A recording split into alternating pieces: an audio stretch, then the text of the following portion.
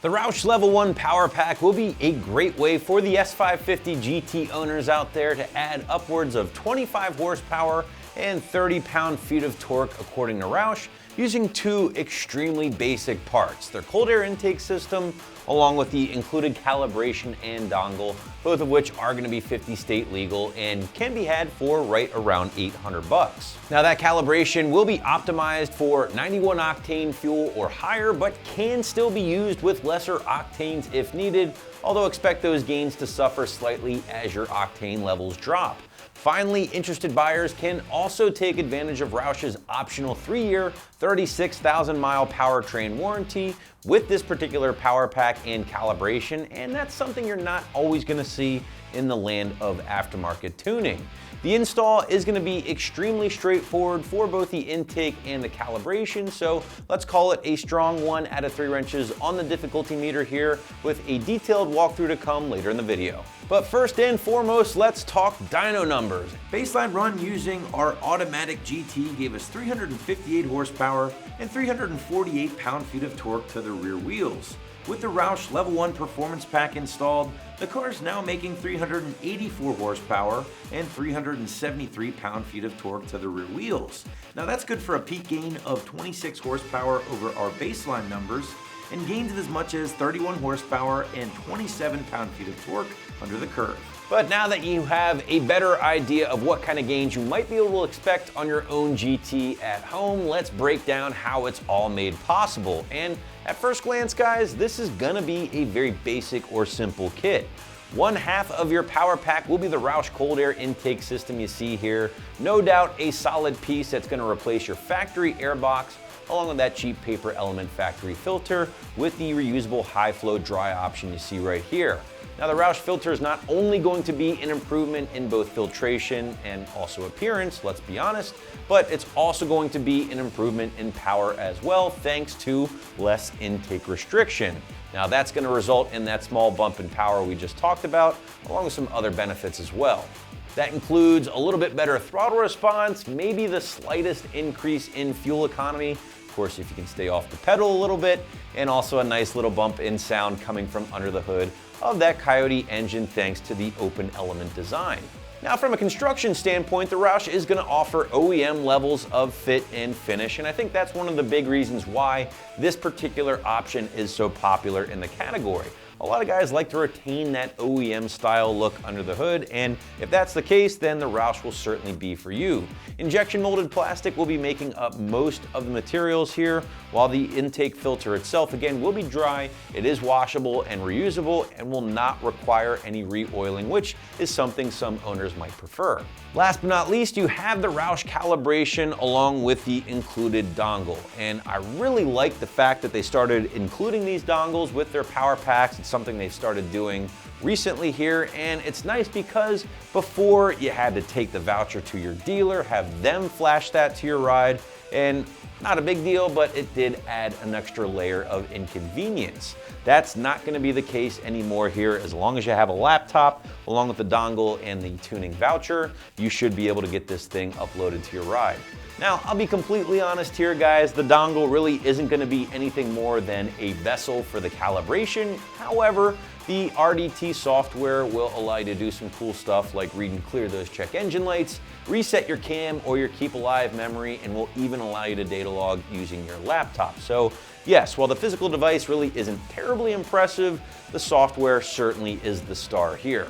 But once that calibration has been flashed to your Mustang, you can expect the advertised gains we talked about earlier and even experienced with our shop car here at AM, again on at least 91 octane. As I did point out earlier, you certainly can use 87 or 89, but expect reduced power with those lower octane levels. And how are those gains made possible through the calibration? Well, you're gonna be looking at improved camshaft timing, along with a big time focus on your throttle mapping to give the car a slightly sportier or snappier feel overall. And as I did point out earlier, if you did want to opt for the 3-year, 36,000-mile warranty, you have that option, but you have to apply with that, or for that rather, with Roush directly, and it must be done so within 30 days of your installation. Now, if you like the idea of these assembled power packs, but you craved a little bit more power and maybe even a little bit more sound, be sure to check out the Level 2 power pack here from Roush, also available on the site. Of course, you're gonna look at a little bit more horsepower and torque with the kit, but more importantly, you're gonna be making a whole lot more sound thanks to the included fan favorite Roush axle back that is paired up with the intake and calibration in that Level 2 kit. But let's switch gears and talk about the installation a little bit more here, guys. And I did go 1 out of 3 wrenches on the difficulty meter, maybe a strong 1 out of 3 because of the combination. And to give you a better idea of what your day will look like in the garage or driveway, here is a detailed walkthrough along with a tool breakdown. All right, so the first step of our power pack install is removing our stock air assembly. Now to do this, you're just gonna need to start off with a flathead screwdriver. We're gonna disconnect our MAF sensor. We're gonna disconnect this clamp tightening down the top of the air box, and we're gonna loosen these 2 clamps that hold the air box to the vehicle.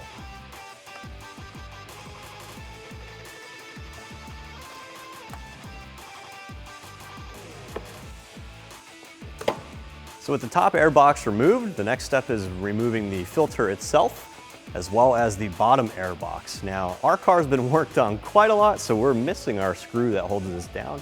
Normally you would loosen this and you can pull the whole assembly out of the vehicle. All right, now that we have our air box assembly removed from the vehicle, the next step is removing the air intake tube itself. Normally you'd have to remove your sound tube, which pumps sound into the cabin. We didn't like that, so we already took ours off.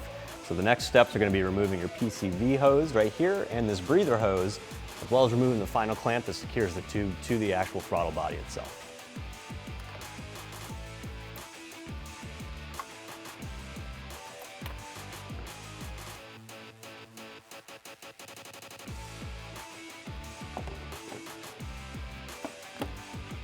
Okay guys, now that we have our stock airbox assembly out of the vehicle, it's time for us to do some out-of-car assembly with our new air system. Now I'm gonna walk you through each step here. You can also go on Roush's site and get some nice printed and color instructions if you don't wanna keep rewinding and listening to me the whole time. However, I'm gonna walk you through anyway. First things first, we're gonna reuse some of the rubber grommets from our stock airbox assembly. So you're gonna start with pulling this little rubber grommet off the bottom of the stock airbox, and we're gonna move it over to our new one.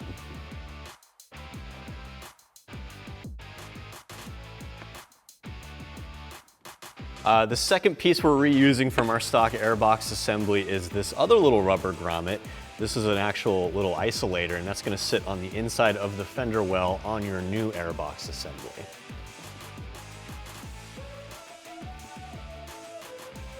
Now, with those 2 parts reused on the new airbox assembly, you can go ahead and discard your old one. All right, the next piece is putting on our weather stripping here. It's got these nice little plastic divots, and you're just gonna pop those inside these little rivet holes on the top of the airbox assembly.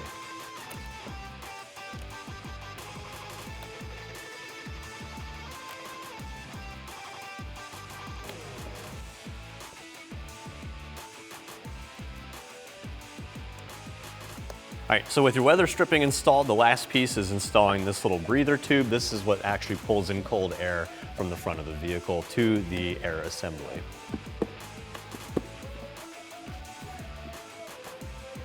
All right, so now that we have our airbox assembly actually assembled, we're gonna go ahead and put this in the vehicle. Once this is in the vehicle, we can actually put our cold air intake itself inside the airbox assembly. So now that our new airbox assembly is all put together, we're actually gonna assemble the air intake itself, and I'm talking about the filter and the tubing for the mass airflow sensor. First things first, you're gonna put these 2 together with the provided clamp.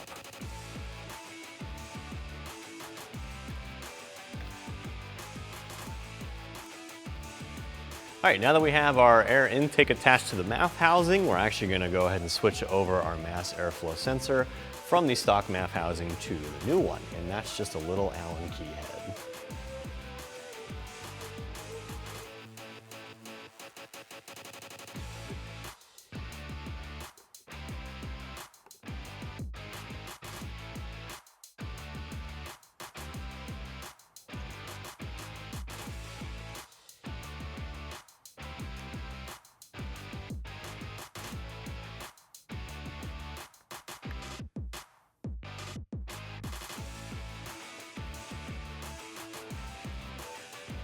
Okay, now that we have our mass airflow sensor installed in our new mass airflow housing, we're gonna go ahead and install this in our new air assembly. Now you wanna make sure that the mass airflow sensor is facing towards you and towards the front of the air assembly so that the plug has space to plug in once you install it.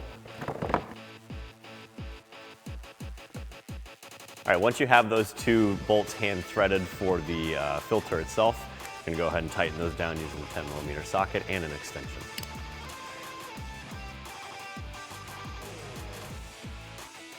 So now that we have our mass airflow sensor, our air filter, and our air box assembly all put together as one piece, we're gonna go ahead and install this in the vehicle. We're not gonna put the tube on yet. We wanna have some room once this is in the vehicle so that we can move this around, play with it a bit, and get everything seated. Then we'll tighten everything down.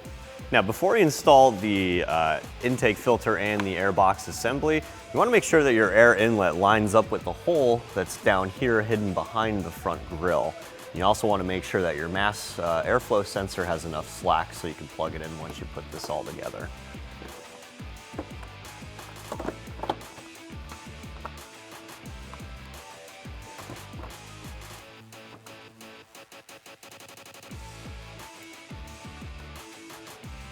Now that our air filter and our air box is all connected, we're going to go ahead and do the last step, and that's actually installing the new air intake tube, as well as all the plumbing on all these connections.